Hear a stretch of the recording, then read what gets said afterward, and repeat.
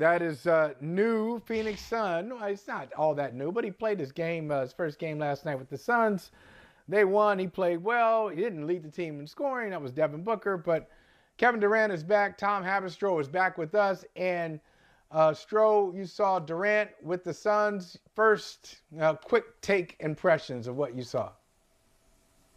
Yeah, man, that clip you just saw, it was in the room, in the media room, the secondary media room, and he says he was getting comfortable. But us in the media, we were not comfortable because we were practically sitting on top of each other, trying to clamber into that room. We were sitting on desks. People were sitting on equipment, standing in weird, awkward places. We had Vinny Goodwill there. We had Brian Windhurst there. We had a ton of national talent there watching this game, flying in. Most national columnists for a game that I can remember in Charlotte since, Cam Newton, I can't remember that much coverage, media coverage for a game. And it was because KD is that big of a deal. KD's debut was as smooth and as impressive as I've seen anyone come from an injury and to a new team. Forget about being with a new team. Right. He was gone for a month and he looked that good. He's never played with this team, and he looked that good. So KD looked very comfortable out there.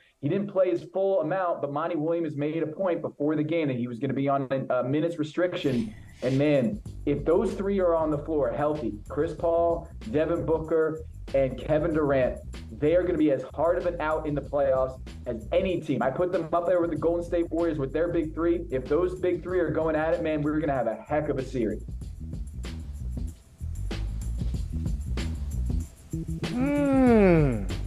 Wow.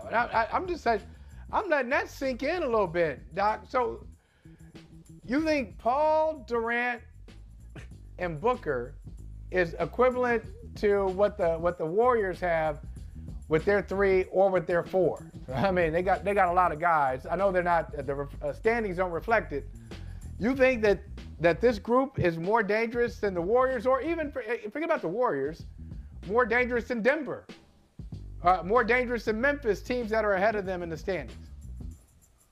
I think so. When you look at this, because I've never really been a believer in Denver. Yeah. I don't believe in Denver.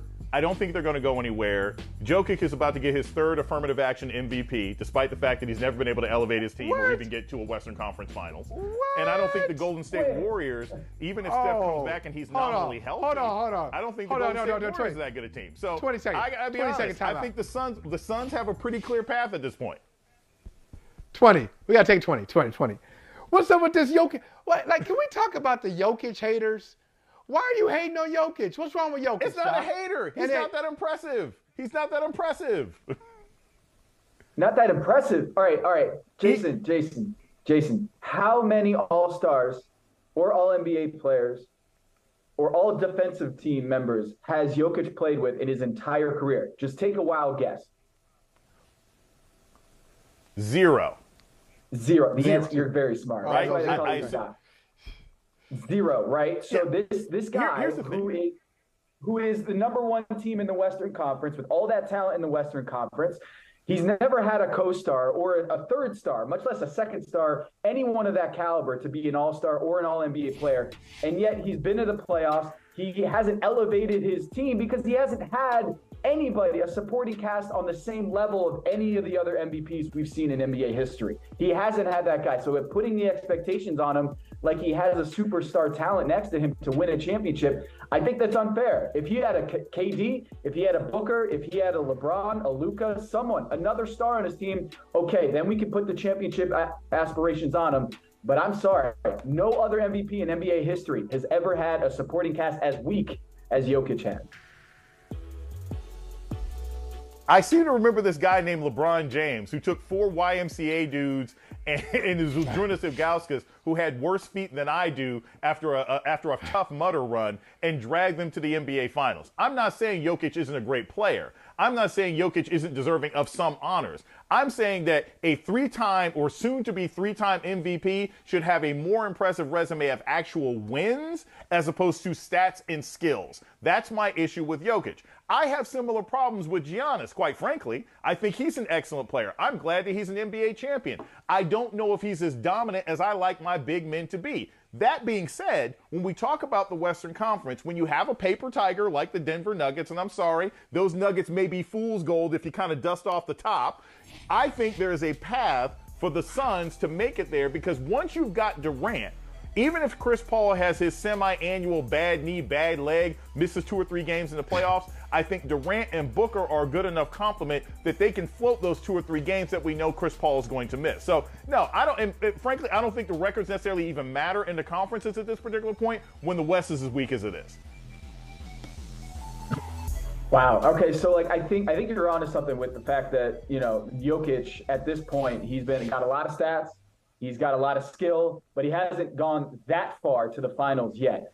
I'm just wondering what your expectations are for when your second best player is Jamal Murray, who's never been even close to being an all-star or an all-NBA player, and we're pinning it against him. I just feel like that's a double standard when you're looking at the other stars in today's NBA.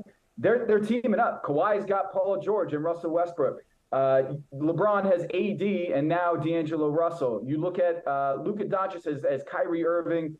And when you look around that supporting cast for the Denver Nuggets, it's not the same. So he's been to the Western Conference Finals. Let's say he hasn't gone anywhere. And at this point, I agree. I would like to see Jokic be on the final stage. But until he gets that second star, I'm not putting it all on him. I'm saying he has been great. He's been doing his job. And Giannis Antetokounmpo, he's had all-stars. LeBron James, you mentioned Big Z. He had 2 all-stars to his name when he went to the NBA Finals. So when you talk about talent, Mo Williams in 2009, none of that talent's on Jokic's side. And Natalie wants me to ask you real quick, Tom. I got to get this in, Doc, because Tom upset Natalie with his dismissal of the Warriors, and she wants to remind you that the Warriors, in her opinion, have the best starting 5 in the NBA. And how have you forgotten that? And they're only 1 game behind Phoenix.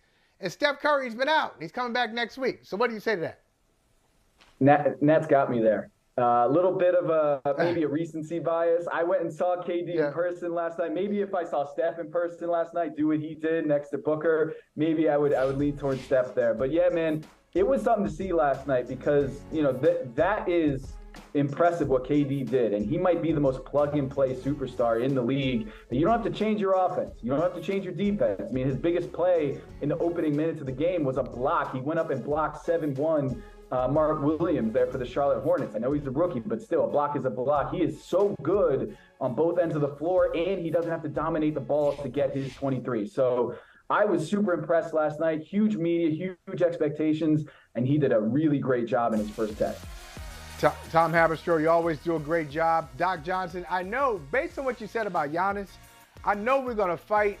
We're not going to fight about that. We're going to fight about something else, because I know if you would say that about Giannis, who is supreme, you would probably attack an entertainment option that I took advantage of over the weekend and enjoyed myself immensely, but you're about to just crap on it. I know you are.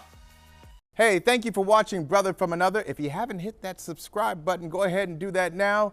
Don't forget, you can catch us 3 to 4 weekdays on PeacockTV.com and on Sirius XM Channel 85.